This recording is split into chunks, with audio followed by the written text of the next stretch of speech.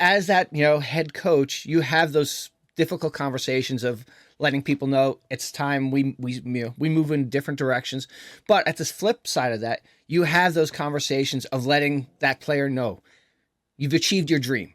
Do you have any Yeah. memorable stories like I told, XYZ and she just, oh my God, she was just so excited, or anyone that Well, sticks out?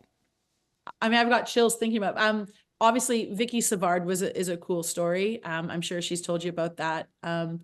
She that's a cool story. But this year, in our next gen team, after we didn't qualify, the senior A staff decided to take the B team to Pan Am Cup.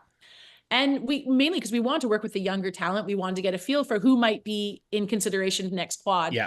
And we also wanted to spend another tour together as staff before the summer was over. And there's a young middle who is from Whitehorse, Yukon. Oh wow. Okay. She plays at MRU. Her name's Emma Boyd. And so, Emma, if you're watching this, I'm totally going to tell them about your story.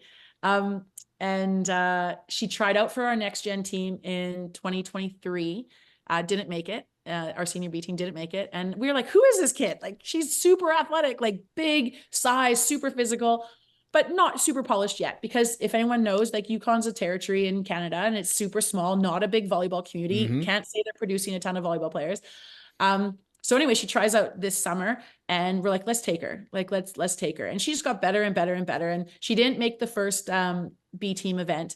But then the second B team event, she was selected and I brought her into the office, and this is where people are finding out if they're making the roster or Yeah. not.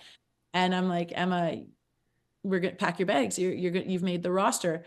And she was like instantly emotional. Like, and she's like, I've got to call my dad. And she was instantly emotional. And then I'm emotional because she's emotional.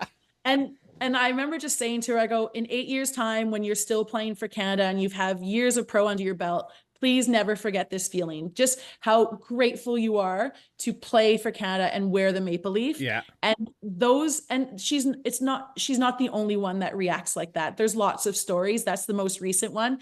But that feeling is awesome.